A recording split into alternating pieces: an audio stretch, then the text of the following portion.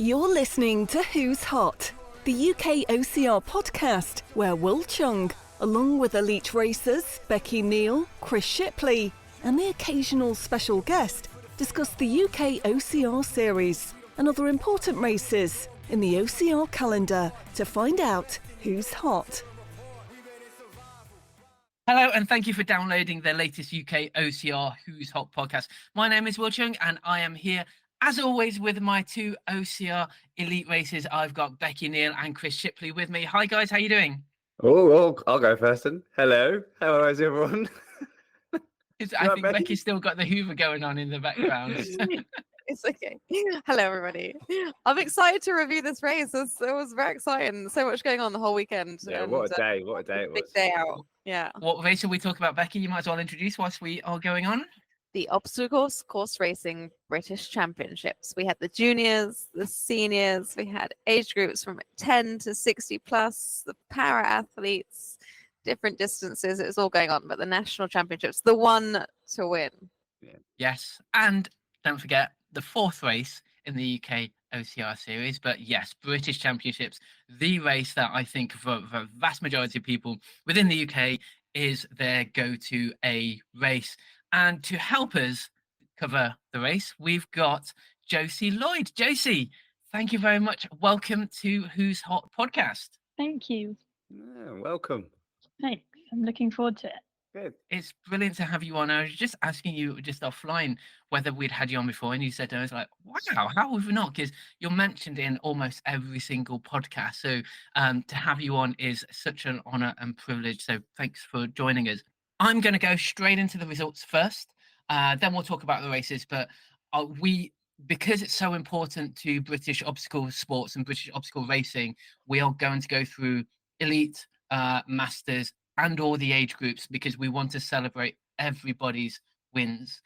So I am scrolling down. Women's elite, Federica Di Caria, first place. Josie Lloyd, second place. Karen McQuarrie in third place. Men's elite, Dan Titcombe, Tom Tweddle, and Russell Walsh. Women's elite masters, Tamar Barkley, Louise Ferriman, and Ruth Battersea. And the men's masters, Dasa Scanella, Alex Young, and Ramunas Wickis. So female, 18 to 24, Amelia Solomon and Rebecca Rushworth. Females 25 to 29, Maisie Cropley. Females 30 to 34, Charlotte Jewell, Indy Miller, and Emily Spain. Female 35 to 39, Nicola Gillespie, Emily Bonney, Emma Kirkwood. Female 40 to 44, Dawn Nunes, Susie Cave, Claire Bancroft. Female 45 to 49, Emma McCree, Susan Jarman, and Debbie Love. Female 50 to 54, Laura Haywood and Carly Casillas. Emily Chin. Female 55 to 59, Kerry Eddy and Rebecca Cohen. And female 60 plus, our very own Wendy Brothers. And over to the men's, 18 to 24, Michael Collins in first place and Ross Jordan. 25 to 29, Jonathan Hunter, Jay Heaton, and Reese Sanders. Males 30 to 34, Andrew Faulkner, Billy Stubbs, Ryan Davis. Males 35 to 39, Jason Molam, Luke Gray, Stuart Canning. 40 to 44, Barry Buchanan, Chris Neal, and Reese Jeremiah. Males 45 to 49, Oliver Bennett, Stuart Jeffrey, Simon Briggs. 50 to 54, Philip Airy, Justin McCormick, Patrick McGugan. 55 to 59, Tony Leary, Jason Wright, and Zygmunt Zik. And in the 60 plus, James Pendle, Chris Warren, and Steve Franklin. Chris, let's just go to you first. Let's talk about the weekend. Let's not quite talk about races just yet. Let's just talk about atmosphere and just being at the British Champs. Yeah, well, the atmosphere was electric in one word as to be described. But it really came like the field. It was the amount of people that turned up. We've said it before that having a championship, you need to have a depth of field. And this race had depth of field, not only in the elite category or the top category, but in every single age group pretty much. And everyone was there. I think every man and his dog turned up. I mean, we had everyone. no one missed out on this one, and it really showed. And not only from the event happening itself from the start, it happened all through the day. Everyone stayed for the podiums. Everyone was just chit-chatting. The sun came out, which doesn't often happen, and it was just brilliant. I mean, as a day, it really was a championship event, and it was probably better in terms of how much it felt like a championships than the European Championships, and that doesn't happen very often. I mean, it really was an amazing event, full of people, full of prizes, full of joy, full of excitement, and full of competition, which was just mad. It was really good. Kudos. You're right, Chris. There were some excellent dogs. Dogs. Um, but yeah, I mean the depth of field, like you say, was really clear, and everyone was battling for every position.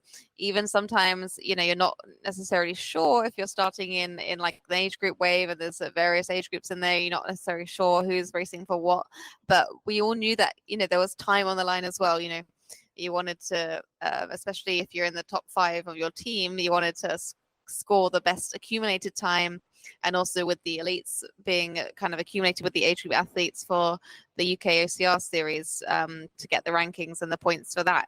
Like, I felt like you really had to push the whole way around, and everyone was doing that, especially in the juniors as well, with the lap course that they had for the 2 younger age categories, and then with the kind of more senior kids races, that being on the actual Spartan kind of senior course was really kind of a unique experience, really exciting, a real big kind of step up. But they had the best of both worlds, I think, and a really exciting course. So that it kind of more prestigious, like a big deal, like a proper competition. And that's kind of what we're wanting. But also with that community feel and everyone helping out and enjoying the sunshine too. I definitely had a bit of a tan, maybe a headache. Can't see it. Oh, cheers. I'm in Scotland. It's gone. It's gone. One day gone. Josie, let's talk about the atmosphere, and then let's talk about your race.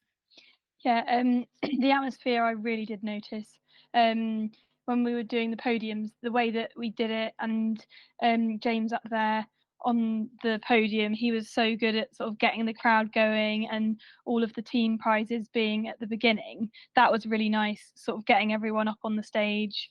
And yeah, it seemed like there were so many people like really authentically cheering for every single individual, even like all the way up to the top age groups, and the vibe was just so like lovely and positive. And I really did think about like how I felt like a really good sense of community when it came to that bit of the sort of organization and event. I really did enjoy that bit. And the sun was out, and we were all getting nice rosy cheeks. And yeah, it was really nice to see everyone there and everyone happy. And I think it's not even just the people who got the age group podiums, it's all of the teams who then also got on the podium as well. So that was really good. Yeah, and then in terms of the race, it was quite an early start. That was definitely a bit of a wake-up call for us night owls, definitely.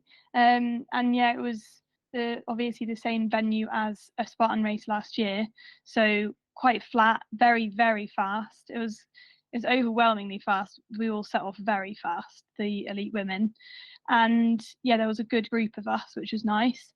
And the obstacles there were some really good technical obstacles, and personally I've been working on technique to be more efficient, because before I sort of brute forced my way through lots of obstacles, and just keeping my grip strength in mind and trying to do things more efficiently definitely helped. And I felt like I had a lot more confidence during the race. I didn't really think about it going into the race, but I did just feel a lot more confident going into those Toros rigs. And yeah, the highlight of the race for me was the barbed wire crawl with the sandbag. Smiling whilst going into that was hilarious. I did just find it funny how they thought of that.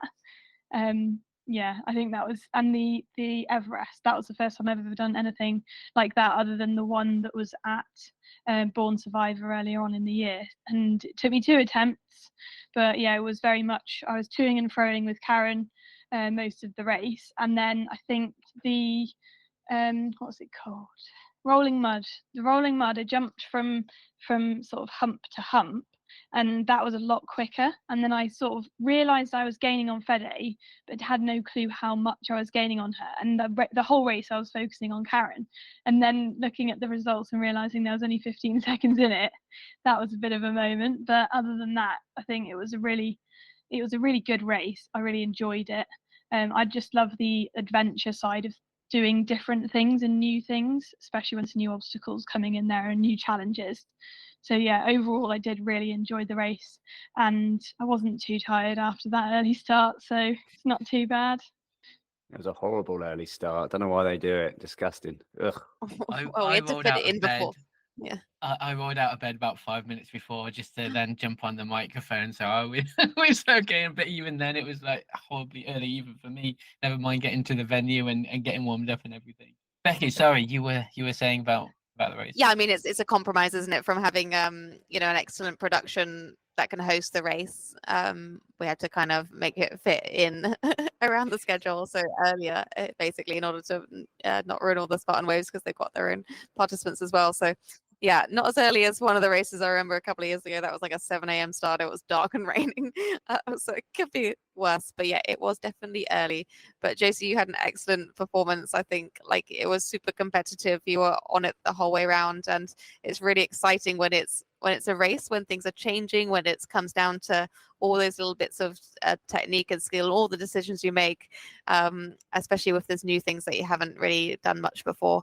So that's like a real testament to your training and also your mindset during the race. So you should be really proud of that performance, especially if you kind of realized even slightly more earlier in the finish, who knows what you could have had a real battle as well for the final kind of push to the finish as well. But yeah, anything can happen in an obstacle course race, so it's really great to see you pull it all together and have such an excellent result. Well done. Thank you. Yeah, it was good, and I enjoyed the fight against Karen, and I haven't been doing as much mileage at the moment. I've been slowly working my way back up after a very inconsistent amount of training in the spring. So it's hard when you've got lots of races in the calendar and you just seem to have like no time to do the mileage, and you're absolutely trashed after a race, or a race weekend at that. So yeah, I think now is definitely the time for me to work on my speed. Now I'm more confident at obstacles. Yeah, European Championship champion. So your obstacle game's definitely improving, and it does show. It really does show. Yes. Thanks. Becky, tell me about the exclusive obstacles. So we had the Taurus Beta, we had the firefighters, and something else. Yeah. Oh, Everest, of course. Yeah, so I mean, the Taurus Beta was the first one we encountered from there. So we started off, we went up a bit of a hill, a couple of obstacles on the way, but a nice track to run on. So it was actually quite a fast hill. Like I didn't consider it that much of a hill, and I'm the one that hates hills. So we came down from that, and we did actually there's quite a condensed obstacle section, I'd say, and a big open wide section of the field with the 8 hanger as well, and another barbed wire crawl. And also that's where we encountered the Taurus Beta. So it was actually quite difficult for the women to reach the first hold, actually, which was kind of a challenge. I know that's a few kind of members of the community struggled with that. But the transitions between the Taurus and the scaffolding poles was actually quite new, I think, especially with the different surfaces that are under your hands. Fortunately, it wasn't raining, so we didn't have to think about it too hard, and you could basically just swing through it.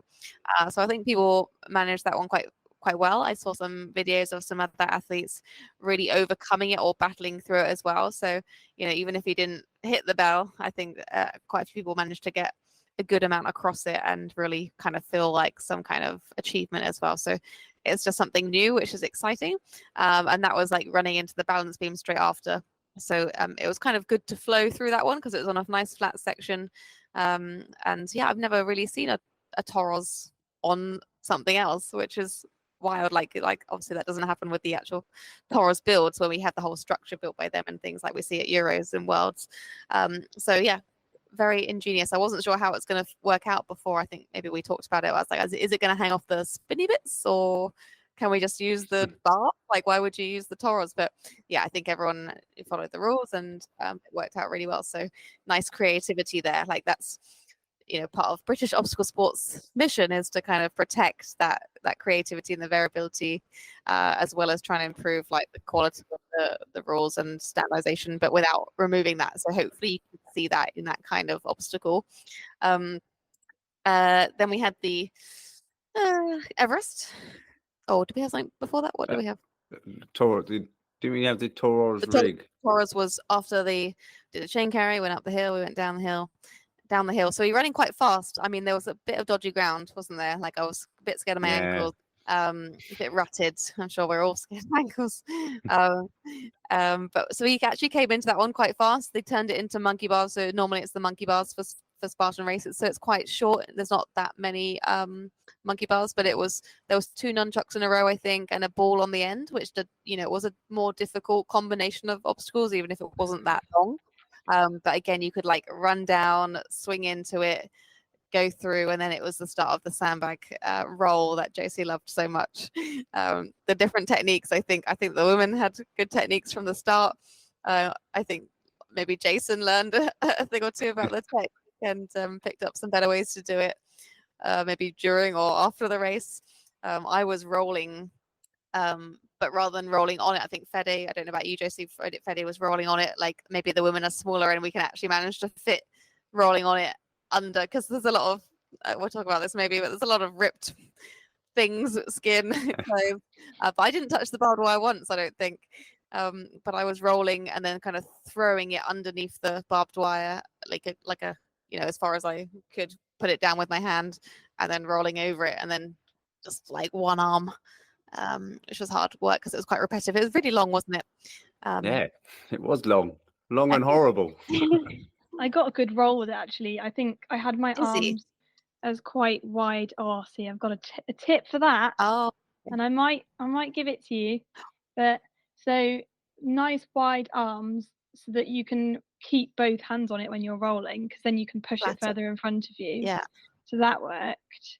And then see, now this is the secret sauce. So Ooh. Exclusive. 5 rolls, Swap. 5 pencil rolls with your head one way, and then 5 pencil rolls with your head the other way. And then if you sit up in between the barbed wire, then you can quite easily go over to the other way. Oh, sitting That's up my in between secret, the that barbed wires. It sounds like hazardous. I think it just looks quite funny from the marshal's perspective, just like head coming up and then plonking back down again. Yeah, that's cool. But we went down the hill after that, dropped off the sandbag, did the bucket carry, then went off the hill again, and then round the back, Stairway to Sparta, and then we hit some stinging nettles again first, and then we hit the Everest. And yeah, it really is the hump, the lip, the extra foot that makes it challenging. Like you get to the top. It was a lot further away back than we thought it was going to be. I mean, even if I knew it was going to be like that, so even if you knew it, still executing it the first time to get that much distance over the back of it is a challenge. Fede did it first time. I think Karen took 3 attempts. Me and you took 2 attempts. Some people with the women's race didn't complete it and took the kind of extra obstacle option.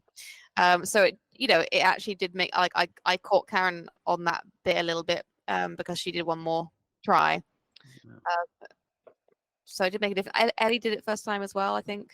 So Ellie and Fede, I don't know, maybe Shah, I'm not sure. Ellie and Fede did. So yeah, it did actually play into the race. People lost time or gained time there, which is exciting. I don't know whether that was the case in the men's race, whether everyone just got it up first time. Yeah, I think most from what I hear, most people got up it without problem in the men's race. Yeah. Yeah, and Jamie in the power race. Yeah, Jamie got up with no problem. What was the extra obstacle, Becky, if you did the slightly lower version of Everest? I think it was a penalty loop. From when I ran past it, it looked as if there was a penalty loop on the side. Whether or not you had to carry anything, I can't answer that one, but it's definitely a loop there. Arguably the more challenging obstacle, which I think in the women's race people found, because we did have that option on Everest, was Stairway to Sparta, like that, grabbing the first hold and kind of just being on your hands with that quite small slippery red kind of bouldering type hold, and then getting a second hand on and then doing a pull up, and then sort of doing a bit of a mantle putting your leg up and standing up from there. That is a challenging move if you've never really practiced that before, especially when you're near the end of the race, and the terrain's a bit rugged, so you can't necessarily sprint. Like sometimes I don't know whether I should run at that or whether I should stand and jump. But fortunately it was okay. But I know that stumped a few people, and so they had to kind of do a penalty or something. I'm not sure exactly. Yeah, forgot about that obstacle. Yeah, because it's not in many races. They often have No. like Yeah, it's a beast obstacle, isn't it? or but even in some beast races, they still have it not in that. Well, Yeah, they don't often have the climbing holes at the top. It's usually just the flat wall, the wood board, and then into the monkey bars. It's a really difficult one, and for people who are of a lower height, it is a challenge. So yeah, completely forgot about that. Got some feedback. As we always do, we ask for British obstacle sport members for their feedback. So I've got some voice notes that have slid into Chris's DMs. First of all, we've got Tamar. It was disappointing that there were only 11 elite ladies on the start line, but I knew it would still be a really hard race. I tried to get out hard, but couldn't stick with the blistering pace set by Fede. I was 7th behind Cheryl and Ellie, who are both fast runners. I managed to catch Cheryl on the barbed wire crawl and overtook her in the trenches. Then through the more technical obstacles of ape hanger and the Toro's rig, I overtook Ellie. I found reaching the first attachment on Toro's beater difficult, as I was at full stretch for it. I asked if I could use the frame to hang on the start, like it says in the obstacle rulebook, but I was told I couldn't. Afterwards, many of the ladies said it was difficult to reach too. I could still see Becky as we got to the chain carry, but after that I didn't see her much. The ground was quite uneven to run on, but the hardest part was running across the hill with the really steep camber. For the last month, my coach, Jack Carpenter, focused my training on long, heavy carries and lots of running on uneven ground, which certainly paid off. I hated the barbed wire crawl with the sandbag, as the ground was so rough and uneven. I scratched my back, which I think most people did too. I'd like to see Spartan take this out of their races. The course looped round a few times, so I could see the men racing. I also saw Fede get up Everest's first time, which gave me the encouragement to try the fast lane. I managed it on my second attempt. After this I relaxed a bit, as I thought I'd be stuck there. The faster age group men caught me up, so I ran a little bit with Johnny Hunter and went through rolling mud with Jason Morland. It was nice to get back into the village and have my teammates Izzy and Cam cheering me on through the firefighters. Alex was also telling me to keep running hard because of the team race. I completed the final rig to have 100% obstacle completion. I was 4 minutes behind Becky, but 4 minutes in front of Shyla, who managed to get 6th whilst Ellie was finishing the penalty loop. I was pleased with finishing 5th overall and first Masters.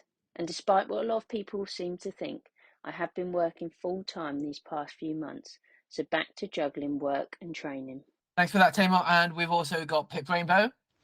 I personally didn't know what to expect from myself from this race. I was pretty jet lagged, having just got off a plane from Canada. It started pretty fast, and us Rumble Girls, for the first time I think ever, found ourselves running with each other pretty early on, which was nice. Mike Nolan did joke that it wasn't a team jolly and we should be racing. We caught up with Cheryl pretty early on as well, maybe around Dunkwall.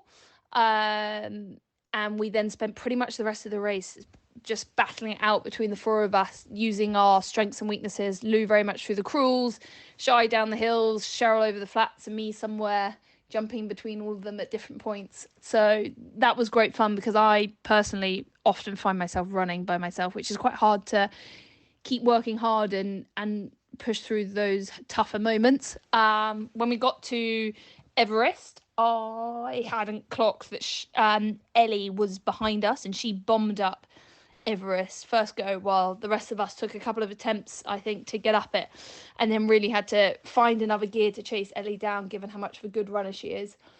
I unfortunately cramped quite badly, and so that definitely slowed me down, resulting in Shy, Ellie and Cheryl pulling away from me around the 8-foot walls, and they all executed those last few obstacles pretty cleanly.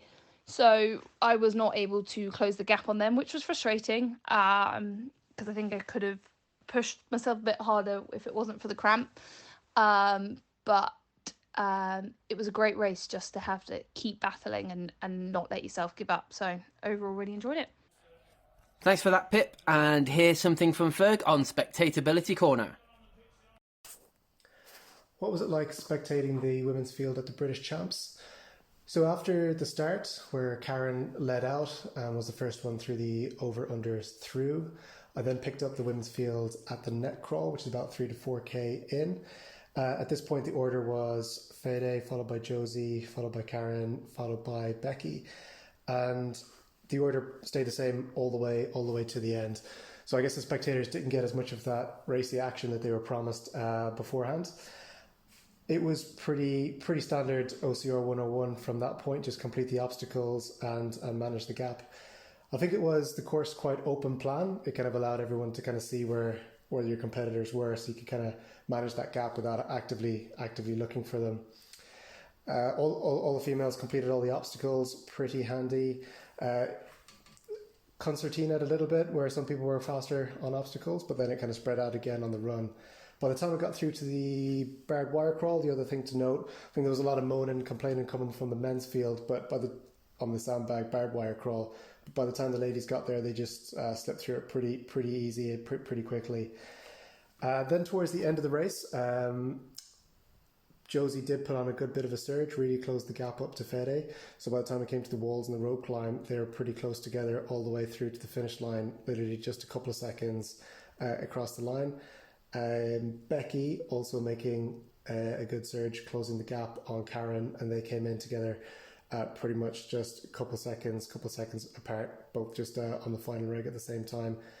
That was it. Pretty good race.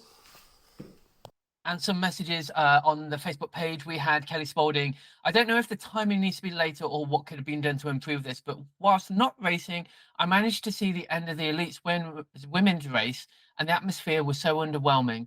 There was a woman winning the most prestigious OCR title in the UK. The village was mostly empty, and even the people milling around for Spartan didn't seem to know that something amazing was happening.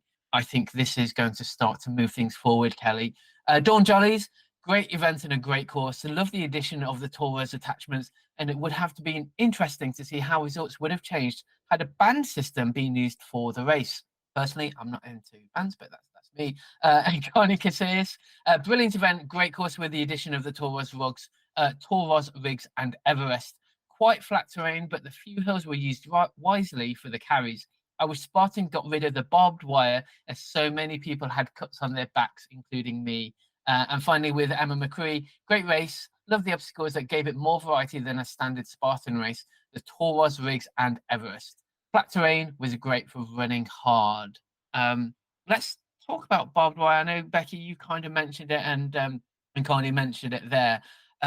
Should we have barbed wire? Should it be so low? Is it a great obstacle to actually push people down and slow people down? What are your thoughts? Simple, isn't it?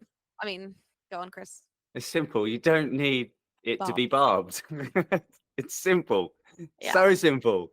You can roll, you can crawl, you can slide under things. It doesn't have to be barbed. I don't care about cutting my body, but I am sick of buying new shorts. For me, it's the blood. You know, I cannot in my job. I couldn't possibly have somebody else's blood on something and then my body touch that and create an open wound and have someone else's blood touching my blood. Like, that's a big no-no.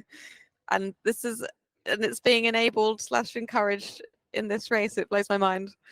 Yeah. I think it's a mixture of, it's a good idea because of the ethos behind Spartan, for example, but then also I've ripped my hair out. I've actually ripped like 5 inches off my hair. I went to a hairdresser and she was like, do you take hair supplements? Because your hair seems to have broken quite a lot. And I was like, well, in October last year at Pippingford, I literally ripped my hair out. So I had about 5 inches of hair growing out of the back of my head instead of long hair. And I the first time I've ever actually scratched myself was this time, which is interesting. I think it was on the Sunday, and I got quite a big gash on my arm and one on my shoulder and one on my back on my shoulder. And Yeah, I think it's interesting how we can go through our week after a Spartan race and literally see how our body is healing because we can look at our scratches.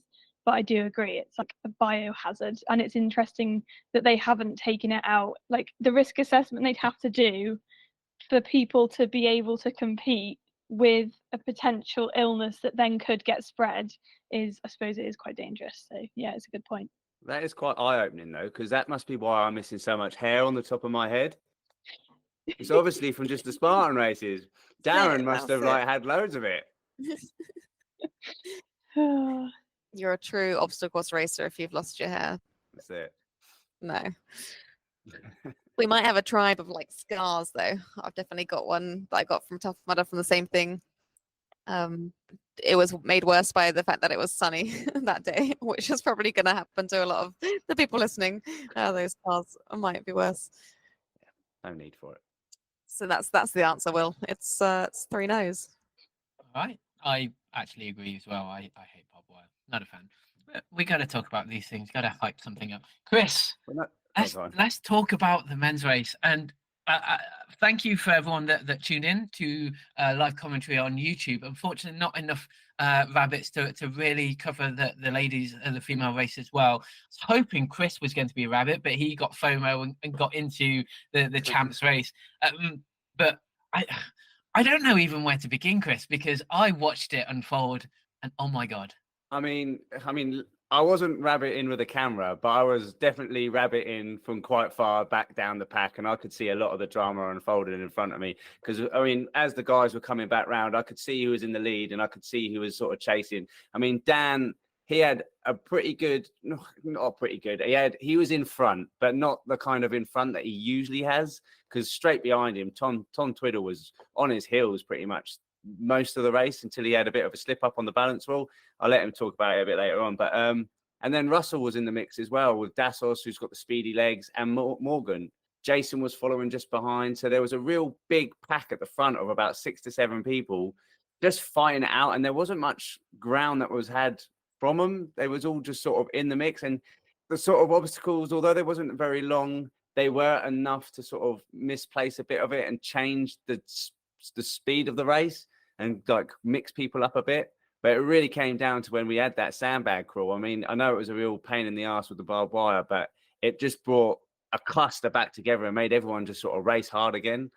And then it just fizzles out towards the end. And then when you got the last bit, Tom and Dan, I don't know if you could see the really bad footage that's been shared on social medias, but you can see how close they were. I mean, seconds apart. I mean, the finish was 1:03.50 from Dan and 1:03.51 from Tom. And that was a sprint finish to the end. The footage that they've shared is terrible. It's worse than a Spartan live in the Americas.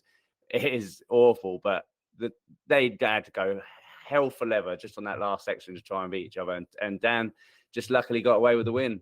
I think what was amazing is they were basically neck and neck for the whole race.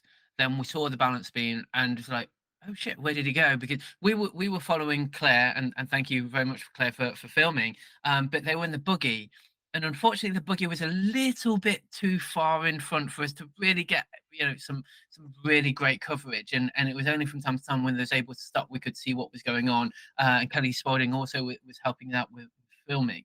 But honestly, I thought at that point, Dan's got this. The 10-15 seconds that he Tom has to make up, and because of ring rust, because of kind of coming back to OCR, I thought that was it.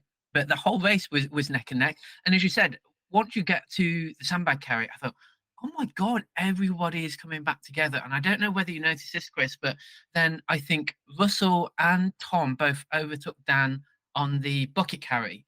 And I don't know whether Dan took this tactically to just slow down, get his heart rate back down, ready for the run back down again. But I thought, oh, what's going on here? Has Dan basically blown up? Is this it? Is this where Tom and or Russell start to take it? But again, got back to neck and neck. And as you say, once you got into the village, and I think Dan said he went for the second ring, or rather than going for the first one, he went a little bit further on to on the rig because he thought this is it. This is kind of win or bust, and Yeah. that's where he got that 1 second advantage. And yeah, unfortunately, because the buggy was following behind, we missed the finish. So it was only about a couple of minutes afterwards that we actually found out that it was Dan that had won the race. But watching it from my side, that is the sort of race that's going to bring people in. This is a sort of race where Kelly was talking about kind of underwhelming, not many people watching it. This is a sort of race that will bring the audiences in. This, get the whole kind of conversation about what British obstacle sports racing is all about and how it can be really, really exciting, even down to that last second. Yeah, most people were saying to me after the race that it was down to the actual race element that they found it exciting, because it was so the depth of field was so strong. I mean, as people were battling, that's what the enjoyment came from. I mean, some of the guys nowadays are really, really adept at these obstacles, and there wasn't that challenging to the top guys. But because the race was so intense and so hard, people loved it that way. It was just a magnitude of just fighting for position, and it didn't matter how fast you were going over the obstacles. Everyone was in the same sort of skill level, and it just made for a really good battle. Yeah, and I think there was even like fine technique differences made the difference. We don't see many races where it comes down to that closer margin, but it's like, did you use the second rope or did you swing through and hit the bell? That's what got you that 1 or 2 seconds, and that made it exciting as well. Yeah. So we do have voice note from Tom. So Tom, take it away.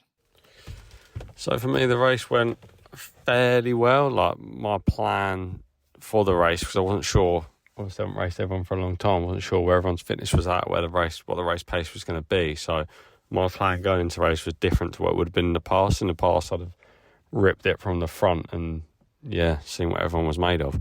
But instead I thought, I'm going to sit on whoever wants to lead the race and just see how I feel, see what that pace is going to be. And start off with, that was Mo. Took it out quite hard, and then after, say, 500 metres or so, Dan came to the front, and then I just sat on his shoulder for most of the race. Well, not most of the race, up until I fell off the balance beam. And then after that, with the penalty loop, it took me about a minute. So at that point, I was fairly comfortable sitting behind Dan. Like, I could have picked up the pace, but I just wanted to sit in and see what it was like. But once I'd fallen off, I was like, oh, well, that's it. I've got to go. I'm back down in 4th, 5th at the time. I've got to pretty much go all in to catch him up. So, I held a pace that I thought I could hold to the end of the race until I caught him up at the barbed wire sandbag carry. And then once I caught him up, we sort of just, it was to and fro from there to the finish, as I'm sure you see from the live stream. But no, it was great to be back racing. It was a great race. Like, I think me and Dan pushed each other and got a lot out of ourselves. And for it to come down so close it just made it a great race. But I'm gutted it was me in the second place, not first. But I'll have to get back, and we'll have to battle out again, hopefully. It was good to be back racing. I really enjoyed it, and as soon as I got there, I just felt like nothing had changed, and I hadn't stopped doing it, really. It just felt completely normal, which was good. So I'll get a bit fitter and be back next time to race you all. And we've also got a little bit of feedback from others that took on the race as well. Liam Morrow, Mega Day. Mega, haven't heard that for a while. Nice to run a Spartan with a bit of a twist, bring out some low rigs for next year. Alex Young, amazing venue, some great obstacles and good obstacle placement. Was good to see such a strong elite field and such an exciting end to the men's race. The support for the kids' race was insane, with top athletes everywhere. Special kudos to Laura in her full firefighting kit. We'll come back to that. Love the team format, and we'll come back to that in a second too, and would love to see it at future British champs. Scotty Barker, I enjoyed the race, but it was essentially Spartan Super with a few tiny tweaks. Surely that's down for you, Scotty. It helps you out. Made me laugh when we had the Spartan Phil doing the Spartan speech at the start. I like the firefighter obstacle for something different, and I could see what was trying to be done, adding the Taurus attachments to the Spartan obstacles. For British champs, it did lack more top technical obstacles, no low rigs, etc. And I know a lot of people were put off by the price. No finisher t-shirt, which was a shame, and same medals as last year. I love the medals, by the way. I would do it again, but I think different partner would benefit the sport, and a lower entry fee would see far more competitors. Darren Martin, my favourite part was the juniors race. Wow, do we have some talented and amazing juniors in this sport. Marshalling and rabbiting for them was a pleasure, and loved seeing the whole community out in force to support them. We'll come back to the juniors. Let's just very quickly talk about Laura, because I saw those pictures. That was amazing. It was fantastic. And I know we didn't even get to talk about this obstacle yet, but we did in the preview, the firefighter obstacle, which was basically replaced sort of the spear. We didn't do the spear throw, which I think we haven't talked about much yet, but I'm glad that that wasn't in it. Can you imagine if that race, that sprint finish or had been ruined by somebody passing, somebody failing it? You know, it is better to have that, you know, firefighter obstacle, even if it isn't the most technical hollow rig, but it's still an obstacle that's you know, the kind of thing that we're looking for in this race compared to the spear. And they were neck and neck on it, and it was basically when Dan decided to not wrap his legs around the firefighter and take that risk in the middle of the thing, that's what got him kind of ahead a little bit of Tom going into the final section. But yeah, Laura finishes her race, gets changed, and it just appears at the Torres rig for the juniors in her actual PPE, like her protective equipment, and as an actual firefighter. That's her job, if you didn't know. And it was iconic. I can't imagine a better sight to see arriving at the firefighters than seeing an actual real life firefighter who's just done the same race as you're kind of doing. It's inspiring, and I think it's a really nice idea. I'm really glad she did it, especially in the heat, but I guess she's trained for that. So it was really cool, and she stuck around all day for the, you know, the like 14 to 17-year-olds as well. Yeah, we love Laura. It always brings a smile to our faces doing little crazy things like that. Loved it. I want to go through the para podium. So we had Jamie Gain in first place, Chris Harris in second place, and Harry Hendricks in third place. Some feedback from Jamie as well. Absolutely incredible event, fantastic community feel, and the award ceremony was backwards, i.e. female 60 plus first, followed by the younger age groups, ending with elite. This meant that there was a huge applause and audience for the groups who aren't often celebrated as much. It was great. The obstacles are great. The tours attachments on the beta were a great addition. It was a great mental challenge to see the holes used in a different way. The tours rig and firefighters were a great addition as well. The failure rate on the technical obstacles were relatively high according to the marshals, which suggests it was an adequate challenge for lots. Personally, I would love some more technical aspects, but the terrain, while relatively flat, was very uneven, so it's still challenging.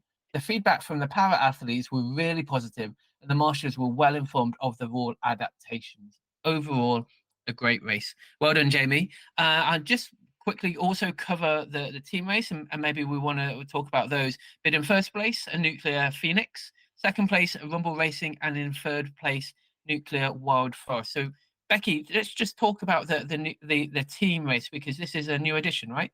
It's a new edition, yes. So there was another award for the largest team, which Rumble did win. But the kind of the competitive race was from the top 5 scorers. So you could split that 3 and 2 from each gender, however your team was made up with the fastest 5 people. So kind of naturally that's going to be 3 men and 2 women. So that's what most of the teams on the podium were consisting of. So ultimately that kind of comes down to who is your 5th scorer. And in the case of Nuclear Phoenix, that was me. So you want your kind of second woman to be placed highest. And if, you know, we looked at the split between Phoenix and Rumble, and Rumble's 3 men were actually higher than the Phoenix 3 men. But the kind of the time difference, which I think is a gap of about 16 minutes, came from the women's race. So once we get that more kind of, you know, like extra involvement, I think, from the elite women's field, as well as you know, people stepping up, because there were a few racers who actually had really competitive times in the age group category as well. I think they could score for the team too. But you know, if you want to kind of create a more head-to-head race, you know, potentially those races in 6th, 7th, 8th might push themselves faster if you've got some more of the athletes who are running similar speed but in a different wave. That might kind of push everyone to go a bit faster, because every second kind of did count there. So yeah, it was really exciting to see, and Wild Forest as well making a really strong contribution. And they train really hard together as well, like lots of training together, so they're really aware of like where each other's at. So I think it's nice to kind of be recognized as like a club, and be seen as like a representative of your club, rather than just people who run for the same brand or team or whatever it is, like you're contributing points or seconds, and we've got that more from the series, but it's the first time it's really been in a singular event. And everyone, I think I was remembering at that running round personally, I was like trying to stay motivated, trying to, I wasn't far off Karen and I got closer and further apart, but I was thinking about the time and I was thinking I'm probably the 5th scorer too. And I wanted to really make sure that was, I did my best for the team. Well, we see that in the team race at Euros, don't we? Like you pull it out the bag, you try harder when you're kind of got that extra motivation. So it was nice. Yeah, definitely. Well, hopefully it continues in some more races. I really like the idea. It's a big thing in fell running. With the British Athletics is fell running, and they do the British like prize giving at the end of the year, and you don't even really know, like I'm really bad at sort of scrutinizing the numbers, but it is really nice if you go up as like the women's team like top 3 and you end up being one of the people who counted. That's always a really nice thing to be able to go up for that, and it is really good to motivate people who might not podium. It definitely helps them feel like they are more part of a community, definitely. Yeah. And it's good that we can do it. I mean, it's good that we've got enough teams and enough people to actually have this a possibility. Just shows, doesn't it, that the whole field is good. And the whole system, like having those results readily available, ready to do the calculations, they're on the website. Like you can see the scores and the contributions, and so it's kind of all there. I think there's been like some question as whether how many should be scored. Should you also take a sample from the age group or para, or what representatives from the juniors as well, to kind of really show the best overall team. So we'll reflect on all of that and consider all those things, but I think if you've got kind of age group winners, that helps recognize that, and sometimes the thing that we're missing is people feeling motivated to be at the end of the elite field. We don't want them to step into the age group race and maybe unnecessarily take some of those medals. So I think this is a good way to kind of sustain the ecosystem so that everyone's competing at the right level. Perfect. So let's move over to the juniors results, and I know you guys got a few comments about the juniors, especially you, Chris. I think. Female 10 to 11, we have Sophie Jeffrey in first place, Jasmine Rogan in second place, and Lauren Cox in third place. The male 10 to 11, Henry Ferriman, Cameron Young, and Archie Bright. Female 12 to 13, Izzy Young, Eva Jackson, and Emma Wright. Males 12 to 13, Harry Jeffrey, Riley Gleason, and Josh Lads. Females 14 to 17, Laura MacArthur, Lottie Wardrop, and Caitlin Montgomery. And in males 14 to 17, Cameron Montgomery, Jack Roberts, Alexander Cook. Well done, guys. All of the results and all the podium photographs are on the British Obstacle Sports Facebook page. So if you haven't seen them already, you can just jump on there and see all the elites, masters, age group, and children's age group winners. Well done to everyone. Chris, you was out there doing a bit of rabbiting, marshalling. What were your thoughts about the junior races? Marshalling, my jaw was on the floor the whole time.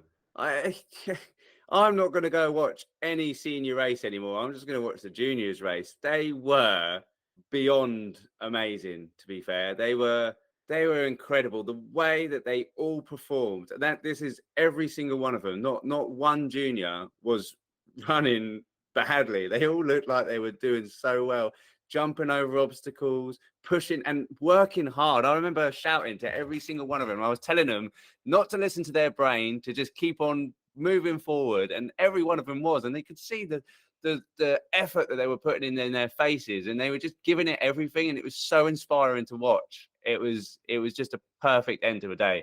I just can't say anything more about it. It was amazing.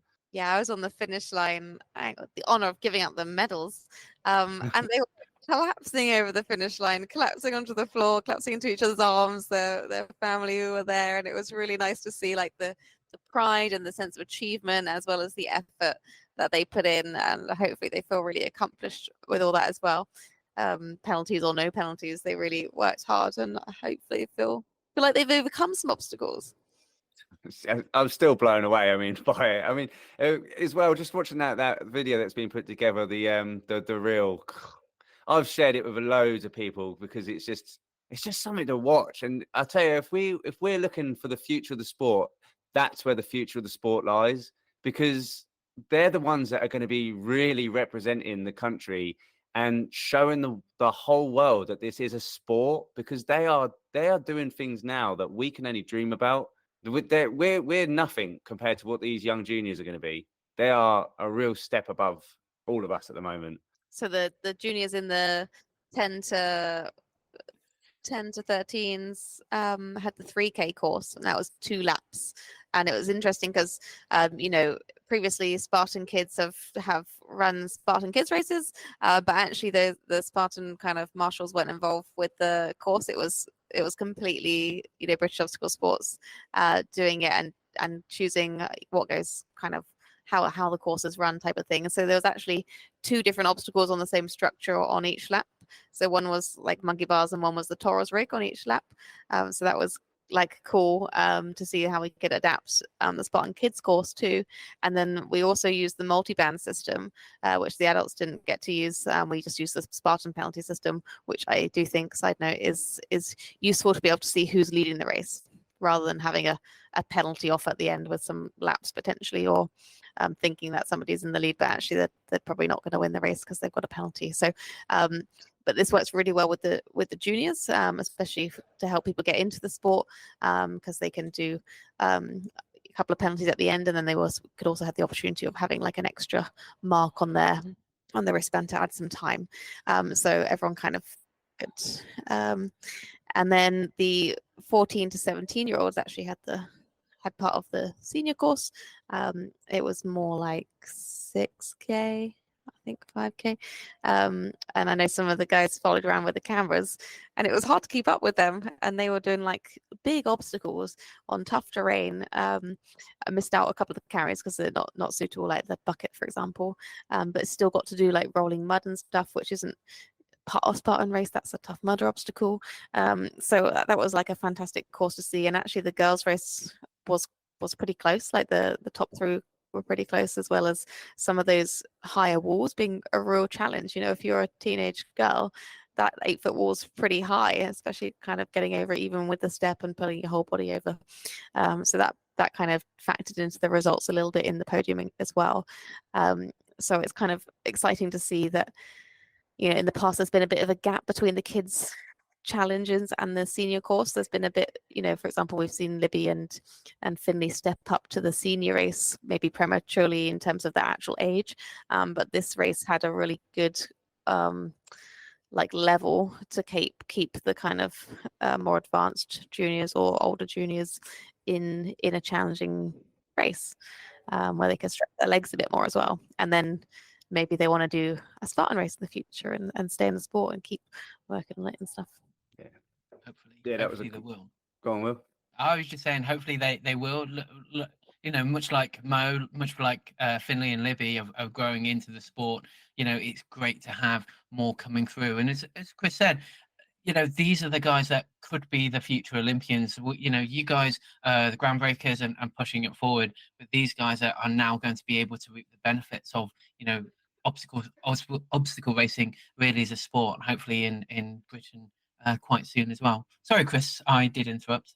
So I was just going to, because obviously down at that, when we was marshalling the kids race on that 6K course, I did have the pleasure of, on the last girl coming through, she was raising money for charity. A young girl called, I'm just going to get the notes up here because I'm going to butcher everything.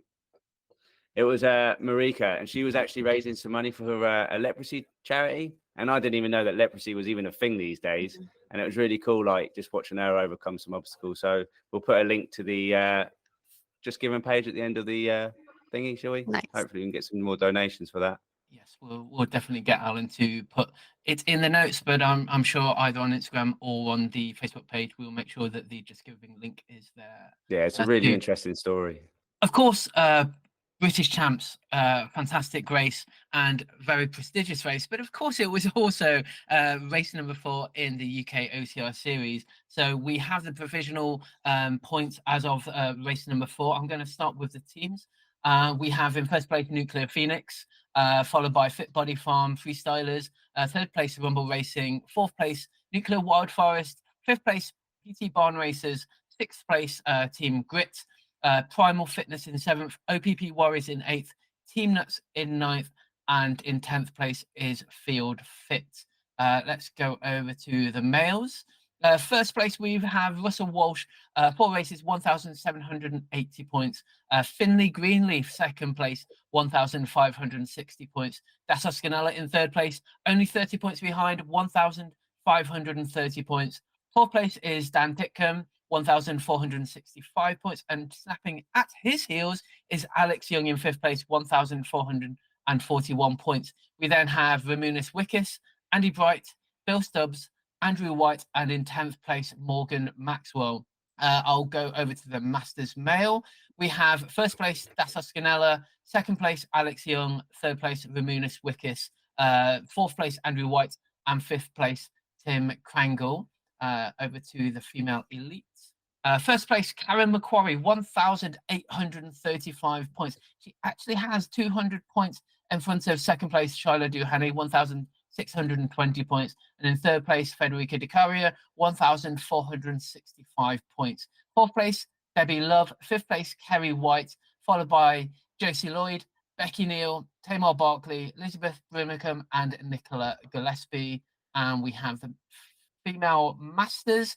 First place, Debbie Love, 1,392 points. Only 40 points behind, we have Kerry White, PT Barn Races, 1,358 points.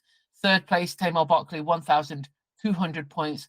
Fourth place, Louise Ferriman. Fifth place, Ruth Battersea. Then Laura Haywood, Susan Jarman, Heather Ratcliffe, Diana Fryer, and Claire MacArthur, and Wendy Brothers. Josie, thank you for being our guest. Thank you for joining us. A little bit more about you. What's next for you? What's coming up? So I'm umming and ahhing about Rude Rampage, just with the state of my body after the weekend, and then the OCR games that I have booked into. At the moment, I've got a lot of stuff on in my personal life, so it is basically trying to juggle absolutely everything, including travelling quite far for different races, because I'm quite near mid Wales, so it is quite a trundle for me to get to different races. And then, yeah, I'm just sort of taking every week as it comes at the moment, just with the aim to get fitter again, because I just feel like I'm not at my peak where it comes to my fitness and my strength, even though my obstacle game has got better. So yeah, I'm just plugging at it, and I can see that a lot of people have had some really good winters of training, and I know that it's partly my fault for not getting in the miles and trying to up my volume. So yeah, that's the aim now, just to try and sort of get some good training down so I can try and improve towards the end of the season. Nice. Fantastic. Thank you for joining us. You can follow Josie on Instagram. Her handle is @JosieLloyd_.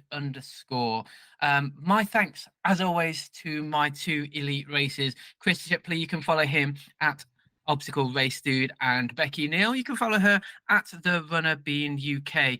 Of course, for all of the news and everything sports, please follow at British Obstacle Sports. Thank you for their support. And also, if you haven't already, you should be following UK OCR on all the different platforms. We'll be back again for the 5th race in the UK OCR series, which is Rude Rampage, which is happening on Sunday, the 14th of July. But that's it from me, and I will leave you with Becky, head of obstacles. Oh no, she's muted. Oh, bleeper. No, that's staying in. It's because I was shouting so loudly. I was saying a really huge thank you to everyone who trusted British Obstacle Sports to kind of sanction this event and work with Spartan to host it. So thank you to Spartan for hosting it, but most of all, everyone who volunteered to help and people who trusted the organization to give their money. But there's actually a committee of organizers behind this event who've been meeting every couple of weeks for a few months, trying to pull it all together and make it kind of magical. I think James would want to say thank you too, but I want to thank him. He did an excellent job as race director, and it's hard when you don't get to race But really, like a lot of this wouldn't happen without lots of those key people, including James. And it was really nice to kind of reflect on the success as part of the AGM as well, amongst all the other things that we've developed over the last year. So yeah, thank you for trusting us. We're always trying to do more and do better, and happy to listen to anything you want to tell us. So hopefully see you next time. Bye bye. See you later. Bye. And see you in the next one. Hello and thank you for downloading the latest UK OCR podcast. My name is Wil Chung. I am the presenter here. Fuck me. Anyone who ain't put in the work that I do, you ain't heard about it, think I'm going